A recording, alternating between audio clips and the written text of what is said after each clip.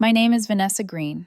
I'm 32 years old, a mechanical engineer living in Denver, Colorado, with my boyfriend Ethan Brooks, who's 28 and works as a nurse at a private hospital, and our little daughter Lily, who just turned 3. People say even wild animals protect their young. But my father? He protected nothing except his pride. 2 days ago, after 3 years of complete silence, my father showed up at my doorstep. He looked thinner, older, his shoulders slightly hunched, gray streaks overtaking his hair. For a split second, I almost felt something that resembled sympathy. Then he opened his mouth. "I need you to send me $2,000 a month. I raised you, didn't I?" No apology, no acknowledgement of the years, no mention of Lily, no asking how I've been. Just a bill. 3 years of no contact. And that was his opening line. I stood there in the driveway, still holding my car keys, staring at the man who once told me I was too sensitive when I cried at 10 years old because he forgot my birthday. In that moment, I realized something painful. To him, I wasn't his daughter. I was an investment account. I work as the lead engineer at a machine manufacturing company here in Denver. I make about $95,000 a year. Ethan earns around $68,000 at the hospital. We're not wealthy, but we're stable. After years of discipline and double shifts and saying no to vacations we couldn't afford, we bought a modest home in the Denver suburbs. We also own a rental property in Colorado Springs that brings in about $2,000 a month. That rental home, it represents nights of exhaustion. It represents Ethan studying medical protocols while Lily cried through colic. It represents me pumping breast milk between conference calls. Nothing we own was handed to us. And it certainly wasn't built to rescue someone who abandoned me emotionally when I needed him most. But this wasn't the first time my father tried to treat me like a bank. 3 years ago, on a quiet Sunday morning, I was changing Lily's diaper while Ethan prepared a bottle downstairs when the doorbell rang. I wiped my hands and went to answer it. The moment I opened the door, I knew something was wrong. Standing there were 3 people. My father, David Green, his wife, Linda Carter Green, and her daughter, Sophia Carter, 22 at the time. No text, no call, no warning. Just expectation. I forced a neutral smile. "Wow, no heads up?" My father shrugged.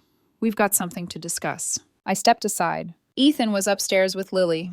I made coffee, placed cookies on a tray, and sat across from them. Not one of them asked about my baby. Not one of them asked how I was recovering postpartum. They scanned the house instead, like appraisers evaluating assets. Linda spoke first. "Work going well?" "Yes." Silence. Then my father set his cup down. "I'll get straight to the point. Sophia is investing in a high-end resort with some partners. She needs capital." Sophia stared at her cup, tapping her nail against porcelain. Linda leaned forward. "We're here to borrow money, not a gift. A loan. Fully documented. Paid back in a year." I leaned back slowly. "How much?" $100,000. The number hung in the air like smoke. Ethan and I had savings. But that wasn't the point. "Emma just had a baby." My father corrected himself awkwardly when I glared. "Vanessa just had a baby. You've got expenses, sure, but this is opportunity." I looked at Sophia. "Do you have experience running a resort?" She snapped. "If you don't take risks, how do you ever succeed?" Blind confidence. Zero foundation. I didn't sugarcoat it. "No, I can't help." That's when my father leaned forward. "If you don't have liquid cash, use your rental property as collateral. I'll guarantee it." Linda added lightly, "Or sell it. With this return, Sophia could pay you back with interest higher than any bank." I stared at them. "That property belongs to me and Ethan. If you're that confident, why not sell your own house?" Silence. Then, his palm slammed against my coffee table. "You ungrateful brat, I raised you." Something inside me snapped too. "You didn't raise me. After the divorce when I was 10, Mom and Grandma did. You didn't pay child support. You didn't call. You didn't show up." Dead silence. Upstairs, Lily began to fuss. Ethan's voice floated down gently. "Vanessa, I need you for a second." I stood. "This conversation is over. Please leave." Sophia shot up. "You'll regret not helping me." I opened the door, and just like that, they walked out. When I went upstairs, Lily was asleep in her crib, cheeks round and peaceful. Ethan smirked slightly. "I saved you," he whispered. I kissed him. That night, sitting beside Lily's crib, watching her chest rise and fall in the soft glow of the nightlight, old memories resurfaced. I was 10 when the divorce happened, assigned to live with my father. 3 months later, he brought Linda and Sophia into the house. No yelling, no obvious cruelty, just erasure. He started seeing her, and slowly stopped seeing me. On my 11th birthday, he forgot. My mother showed up quietly that afternoon. She didn't scream. She didn't argue. She simply took my hand and said, "Come home." And from that day on, she chose me. Now, as I watched Lily sleep, I understood something deeply. Love isn't proven by biology, it's proven by presence. And some fathers stop showing up long before they physically leave. I thought that first confrontation ended everything. I was wrong. 3 days later, they came back. This time, they brought paperwork. 3 days after that first confrontation, they returned. This time, my mother happened to be at the house. She had come by with homemade chicken stew for Ethan. She insists he works too hard and doesn't eat enough. Lily was sitting at the kitchen table coloring when the doorbell rang again. My mother looked out the front window first. Her body stiffened. "They're back," she said quietly. I didn't have to ask who. She wiped her hands on a towel and handed me Lily. "You deal with them. I don't want to see that man again." There was no hatred in her voice, just finality. She carried Lily upstairs and closed the bedroom door gently behind her. I opened the front door. Same 3 faces. But this time they looked rehearsed. My father held a blue folder tucked neatly under his arm. Linda forced a tight, uneasy smile. Sophia stood straighter than before, dressed sharper, as if professionalism could cover desperation. "Let me speak first," my father said before I could. "I didn't invite them in. We stood in the doorway. If I raised my voice the other day," he continued, "I was frustrated. I shouldn't have done that. It wasn't an apology. It was damage control." He held out the blue folder. "These are the house papers for our property. You can hold them as collateral. If you agree to lend the money, Sophia will draft a formal agreement. Bank rate interest. Fully legal." Linda stepped in softly, voice deliberately gentle. "Banks are complicated right now. Too many delays. We need capital quickly. Vanessa, please." Sophia didn't speak, but her jaw was tight. For a moment, just a moment, I hesitated. Collateral meant security, and security makes foolish decisions feel rational. Before I could answer, I felt Ethan step behind me. He didn't interrupt. He simply rested his hand lightly at the small of my back, grounding me. "Can we have a second?" he asked calmly. I nodded. "Give me a minute," I told them. We stepped into the kitchen and closed the door. The second the door shut, Ethan's expression changed. "You're thinking about it." It wasn't a question. "They brought collateral," I said quietly. "If it's real, we'd be protected." Ethan folded his arms. "If they own a house free and clear, why aren't they going to a bank? That's literally what banks are for." I stayed silent. He stepped closer, lowering his voice. "They insulted you 3 days ago. Now they're polite and desperate. That kind of shift doesn't happen without pressure." His eyes searched mine. "Vanessa, you have a soft heart. That's one of the reasons I love you. But don't confuse compassion with obligation." I swallowed. "What if they really need help?" "Then they'll be transparent," he said. "Have you verified anything? The house? The ownership?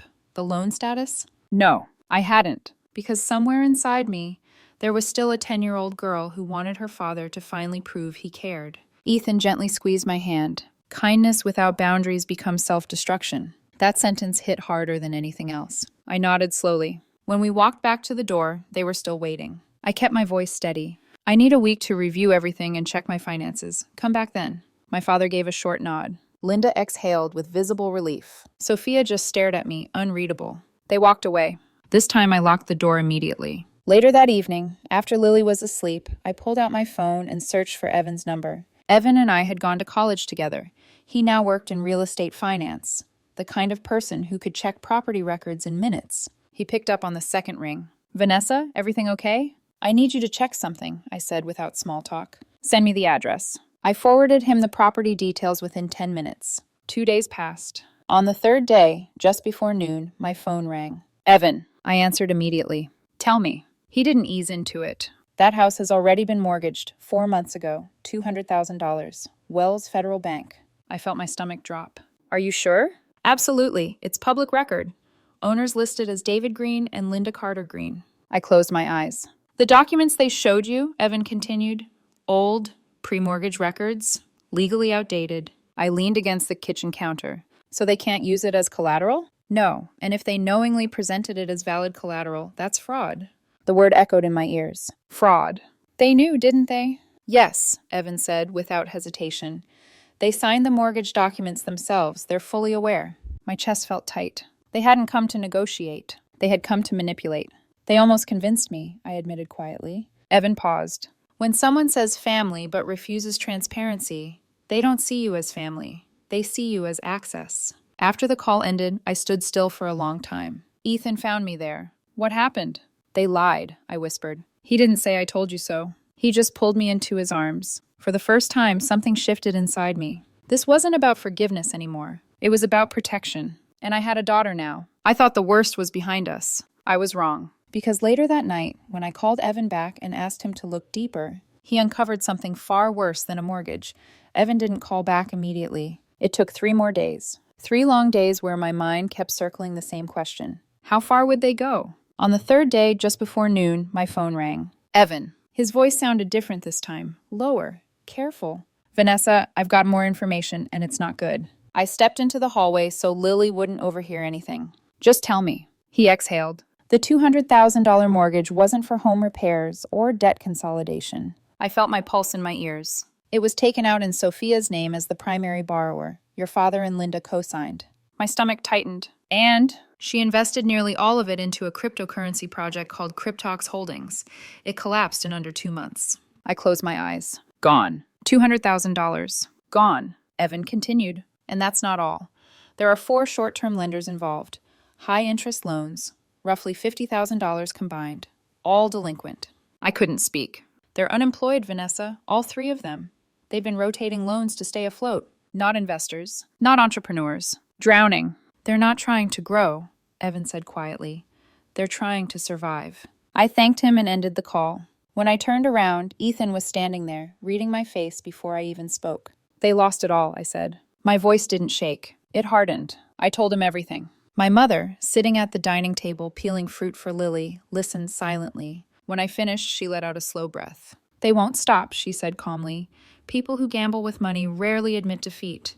They look for someone else to refill the table. Ethan nodded. You need to confront them, with facts. And for the first time in my life, I wasn't afraid of my father. A week later, exactly as scheduled, they returned. But this time I was ready. I didn't make coffee. I didn't invite them in. I opened the door and stepped outside, holding a neatly organized folder in my hand.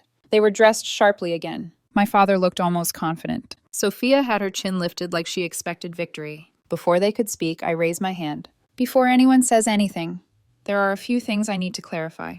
I opened the folder. The house you offered as collateral has been mortgaged for $200,000. Linda's smile froze. I flipped to the next page. Signed by you, 4 months ago. My father's jaw tightened. And these, I continued calmly, are records of Sophia's additional short-term loans. Nearly $50,000, all delinquent. Sophia's face went pale. The air thickened. Silence. Then, you had someone dig into our private affairs? My father snapped. His voice rose sharply.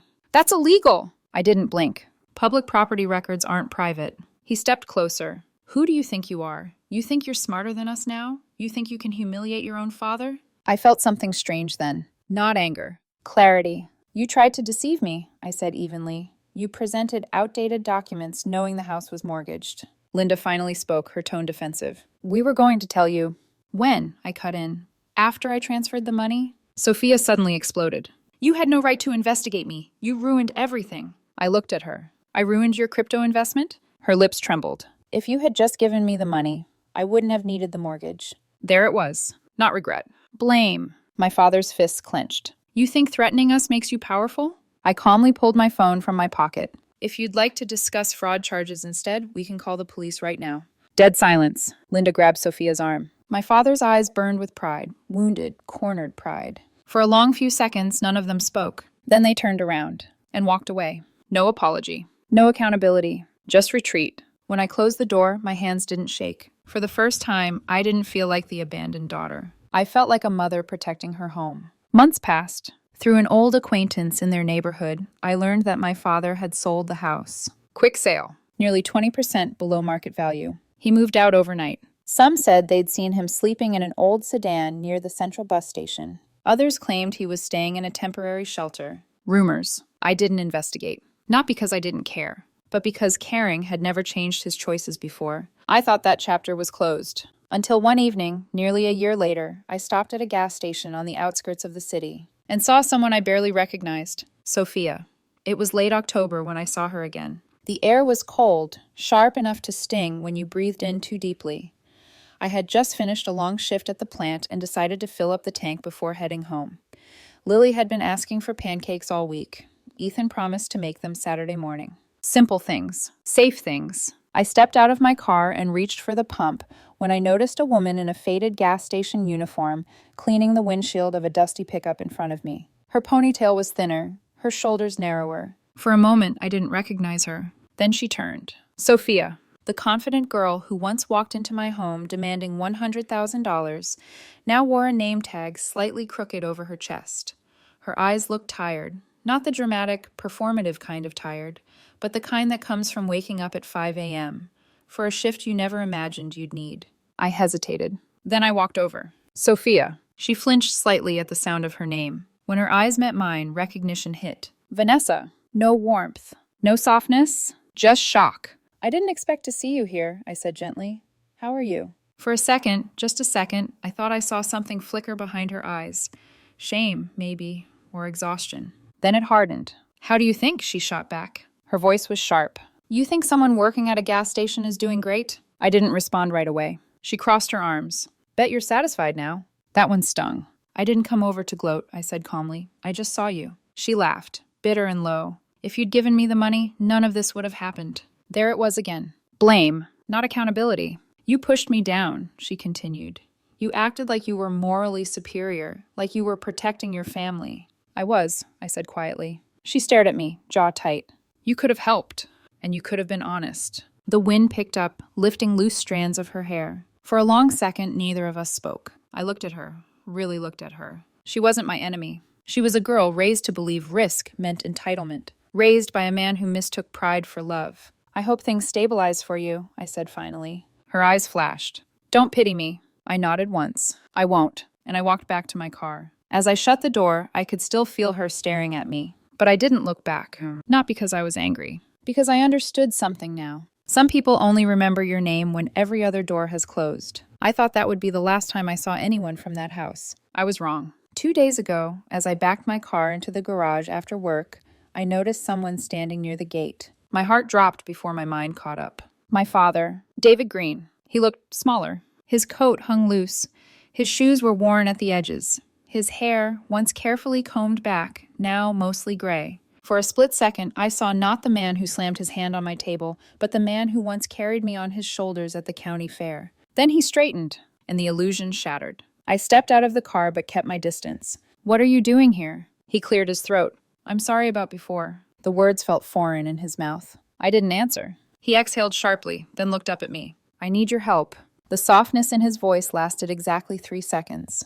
Then it changed. Send me $2,000 a month. There it was. Not reconciliation. Subscription. I felt something inside me go very still. You disappeared for a year, I said evenly. And that's how you start? I'm your father, he snapped. I raised you. You housed me, I corrected. He took a step closer. You wouldn't even exist without me. I held his gaze. And I wouldn't have survived childhood without Mom. His lips tightened. I'm struggling. I know. Then help. I offered before, I said quietly. A place to stay. Food. Stability. You refused. He scoffed. I'm not living under your rules. There it was. Pride. Even now. I can build a separate room, I said calmly. You won't be homeless, but I won't give you money. His face flushed red. You think you're better than me now? No, I said. I think I'm responsible for my child. Right then, the front door opened behind me. My mother stepped outside. She didn't raise her voice. She didn't tremble. You heard her, she said firmly. Leave. For a moment, my father froze. He looked between us. The woman who left him. And the daughter who refused him. Something flickered in his expression. But it wasn't remorse. It was resentment. He turned and walked away, every step heavier than the last. I stood there long after he disappeared down the street. Not because I doubted my decision, but because even at 32, there's still a small part of you that wants your father to choose you. For 2 days after he left, I couldn't stop thinking about him. Not because I regretted what I said, but because silence can be louder than shouting. Ethan noticed first. That night, after Lily had fallen asleep with one of her stuffed animals tucked under her chin, he found me sitting at the edge of our bed, staring at nothing. You're replaying it, he said softly. I nodded. He looked old, I whispered. Smaller. Ethan sat beside me. Vanessa, looking tired doesn't erase history. I leaned back against the headboard. I offered him shelter, food, stability. That's more than he offered me at 10. And he refused. Yes. Then this isn't about money, Ethan said. It's about control. He was right. It always had been. If I sent $2,000 every month, he wouldn't just be receiving support. He'd be reclaiming authority. He'd be able to say, my daughter takes care of me. Not out of love, out of obligation. And that distinction matters. The next afternoon, I received a text message from an unknown number. You'll regret this. Blood doesn't disappear just because you pretend it does. No signature, but I didn't need one. I stared at the message for a long moment. Then I deleted it, because threats are powerless when you refuse to engage. I blocked the number, and that was the last direct contact. A few weeks later, I heard from the same acquaintance who had told me about the house sale. He's been seen near the central bus station, she said quietly over the phone, sleeping in an old sedan. I thanked her. I didn't ask for details, not because I didn't care, but because I had already made my decision. There is a difference between compassion and enabling. If he had shown up asking for connection, if he had asked to know Lily, if he had said, I was wrong, things might have been different. But he came with invoices, not remorse. That evening, I stood in Lily's room, watching her draw with crayons on a large sheet of paper. Mommy, she said suddenly, holding up her artwork. Look! It was a drawing of 3 stick figures. Me, Ethan, and her, all holding hands. No grandpa? I asked gently. She shook her head. Only us. Only us. Simple. Clear. Children understand boundaries better than adults sometimes. Later that night, after Ethan and I cleaned the kitchen, he wrapped his arms around me from behind. You know, he said quietly, one day Lily might ask about him. I know. What will you say? I thought about it carefully. I'll tell her the truth, that some people aren't capable of loving in healthy ways, and protecting yourself isn't cruelty.